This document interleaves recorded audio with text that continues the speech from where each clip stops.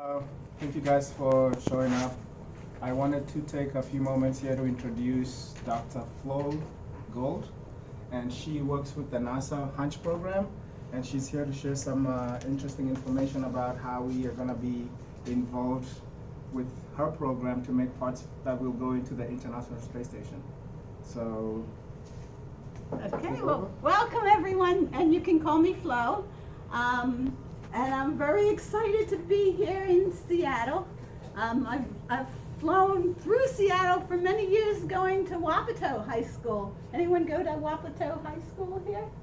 And actually, I had one student that I know of that graduated from Wapato. He was on our NASA Hunch team, and he got hired by Boeing in Seattle right out of high school. And every year we check on him, and he's really advancing rapidly through there. He didn't even go to any kind of post-secondary, but I think they sent him to something now. And he was our team lead. And at that time, for the first 6 years that NASA hired me, I've been working for 12 years now. The first 6 years, and Wapato did this. The students designed experiments, and the experiments were proposed to go to the space station, but first they had to test it in a microgravity environment. Now, it's really hard to find a microgravity environment on Earth, but there is one company that still provides it. It's called Zero G Corporation, and they would bring a modified 737 into Ellington Field, which is outside of Johnson Space Center, and the plane would do actual parabolas. And when they did about 30 parabolas in one trip, and when the plane gets right over the tip of the top, there's 20 seconds of microgravity. Going up, there's 1.8 Gs, and everybody has to lay down, and then there's 20 seconds of microgravity. We're actually trying to bring that back, that program. But what happened was NASA also, we flew on NASA's Weightless Wonder, and that got retired. And so their hangar in Ellington Field got rented out to other people. But we're trying to bring it back, and we would just go with the Zero G Corporation out of probably Florida. So that's kind of exciting if we do. That was 6 years we haven't been able to do that, but we only need a lot of money to get a Zero G Corporation to help us with that. But that wasn't how NASA started. This NASA Hunch program started in 2003, and it was with building training hardware for the astronauts and the people in the International Space Station Program Office, which is who you are going to be working for. So you might want to remember that, International Space Station Program Office. This isn't NASA Education. This is actually the people that send everything up, all the nuts and bolts up to the space station.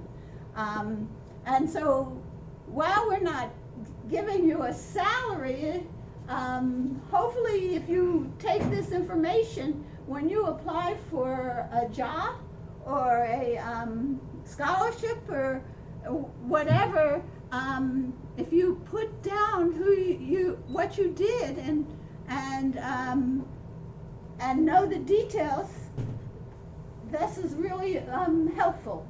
And actually, if I get to know you, which I usually get to know the team leads, I write letters of recommendations. I've written over 100 letters of recommendations. So you work for NASA, everyone knows that, and it's Johnson Space Center. Where's Johnson Space Center at? Texas. Houston, Texas. Houston, we have a problem. Mission Control is there. But the astronauts are also housed there. So Houston, Texas, you work for the International Space Station Program Office, and in particular, it's the Research Integration Office. The Research Integration Office, that's the people who send everything, integrate everything up to the space station. And so where we get our projects from is from the astronauts. And the astronauts for years have been asking for more handrails. Now, have any of you seen videos of the space station and saw the handrails that the astronauts hang on to? Have you seen that? Because I'll show you some clips actually. Well, there are some, but I'll show you in a few minutes. So they hang on to these handrails. They're blue. You can really recognize them. They're blue. So that they don't float around, because everything floats. You couldn't put your calculator on this desk unless it had a little Velcro, and there was a strip of Velcro here. That's what they do with their food. They Velcro it to the table.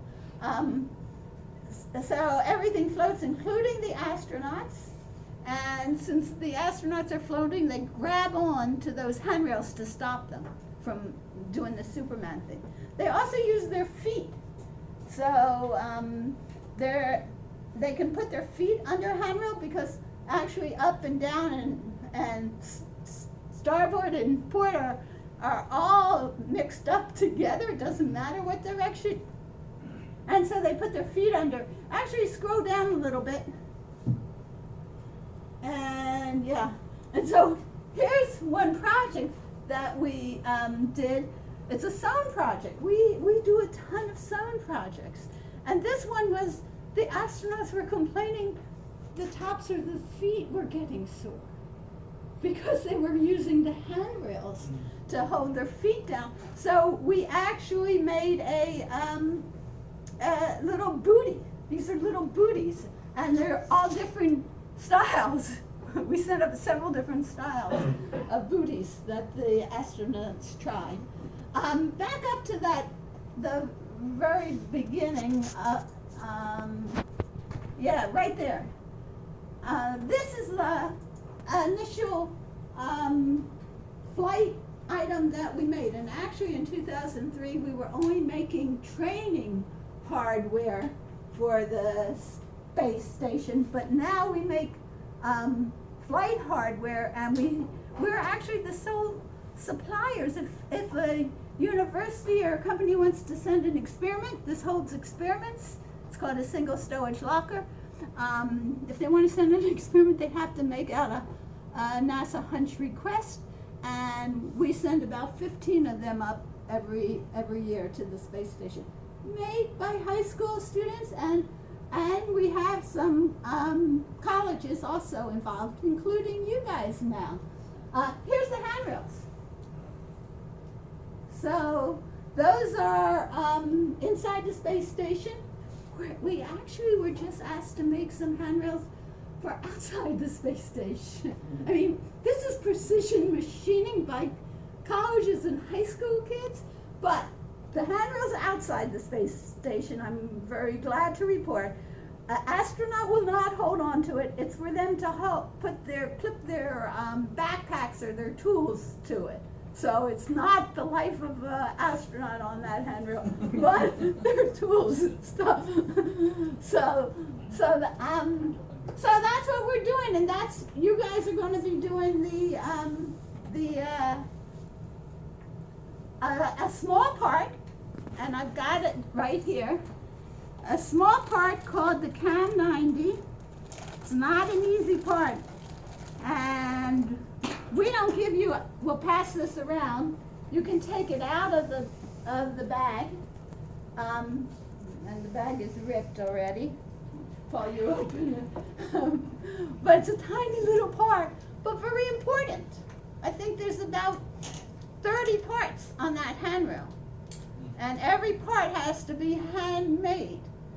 And that's why manufacturing is in such demand. And I can tell you that at Johnson Space Center and many of our others, we have huge manufacturing buildings, right? But the age of our machinists is really getting advanced, almost to my age.